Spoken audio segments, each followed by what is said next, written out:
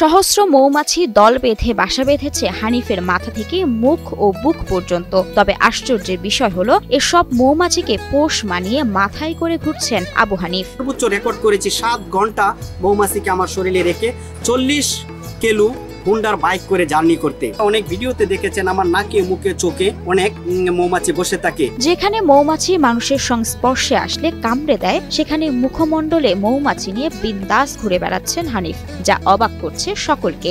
মাথার মাঝে মৌমাছির চাক, আমরা আসলে অবাক হয়ে যাচ্ছি, একটা মানুষ কিভাবে এতগুলা মৌমাছির চাক নিয়ে ঘুরতেছে।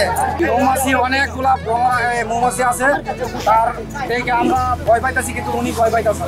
এমনকি এশিয়া মহাদেশে এমন কাণ্ডের কৃতিত্ব আছে শুধুই হানিফের ঝুলিতে, এমনটাই দাবি আবু হানিফের। এশিয়া মহাদেশে আমার মতো এই দুর্লভ কাজ আজ অব্দি কেউ দেখাতে পারেনি। এভাবে মৌমাছিকে সাথে নিয়ে ছুটছেন বিভিন্ন এলাকার পর্যটন কেন্দ্রগুলোতে। মৌমাছির ঝাঁক শরীরে বহন করা দেখে বিস্মিত হচ্ছেন দর্শনার্থীরা। মৌমাছির সঙ্গে আমার এমন একটা সুসম্পর্ক হয়েছে, আমি খেতে গেলে, ঘুমাতে গেলে, বসতে গেলে, হাঁটতে গেলে সারা শরীরে আমি বাংলাদেশে যে প্রজাতির মৌমাছি আছে সেরেনা এবং রসের সমস্ত মৌমাছিকে আমার আয়ত্তে আনতে সম্ভব। সাপ শরীরে বসালে কোন মুভমেন্টে রাখা যায়। আমি মৌমাছি এবং মধু চাষের সঙ্গে যুক্ত হয়ে বুঝতে পেরেছি খুব মুভমেন্টে আমি মৌমাছিকে আমার শরীরে প্রতিস্থাপন করতে পারবো। তাকে দেখতে ও ছবি তুলতে ভিড় করছেন অনেকেই। মধুবাইয়ের এমন কাণ্ডে আনন্দিত ও উচ্ছ্বসিত দর্শকরা।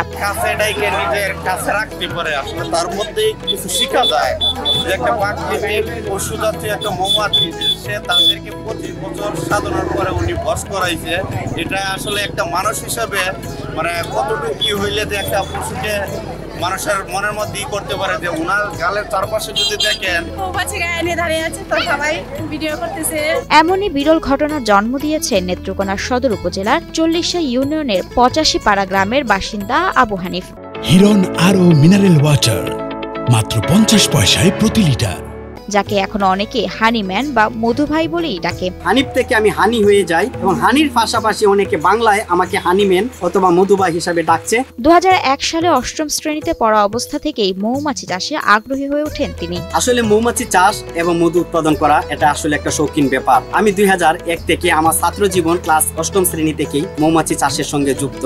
হঠাৎ একদিন রানী মৌমাছিকে তার শরীরে রাখেন, সেই থেকেই সকল মৌমাছি এসে ভিড় জমায় তার শরীরে। এখন দেশের যে কোনো মৌমাছির ঝাঁককে বশীভূত করতে পারেন তিনি। রানী পোকার একটা ঘ্রাণ শক্তি আছে, সেই ঘ্রাণ শক্তি মূলত রানীটাকে যখন আমার শরীরের মাঝে বসিয়ে ফেলি, তখন সেই ঘ্রাণ শক্তির অনুসরণ করে মৌমাছিগুলা বুঝে যে আসলে এটা তাদের মৌচাক বা মৌমাছির বাসা। মৌমাছির মুভমেন্ট আমি বুঝি, ওরা কখন মানুষের প্রতি আক্রমণাত্মক হয়, কোন সময় ওদের সঙ্গে কাজ করলে সফটলি হ্যান্ডেলিং করা যায় এবং কোন সময় ওদের সঙ্গে কাজ করলে মধু আহরণ করা যায়। বিসিক শিল্পনগরীতে প্রশিক্ষণ নিয়ে মৌমাছি পালন শুরু করে এরপর ধীরে ধীরে মৌমাছির অভ্যাস রপ্ত করে নিজেকে তাদের বন্ধুতে পরিণত করেন। এখন এ থেকে করছেন আয় রোজগার। আপনি প্রতি সপ্তাহে 3000 টাকা প্রতি বক্স থেকে ইনকাম করা সম্ভব। বর্তমান সময়ে বেকার যুবকের সংখ্যা অনেক বেশি, আর তাই বেকার সমস্যার সমাধানে এলাকার যুবকদের দিচ্ছেন মৌমাছি চাষের প্রশিক্ষণ। এতে মৌমাছি চাষ করে কর্মসংস্থান সৃষ্টি করা সম্ভব বলে মনে করেন মধু ভাই।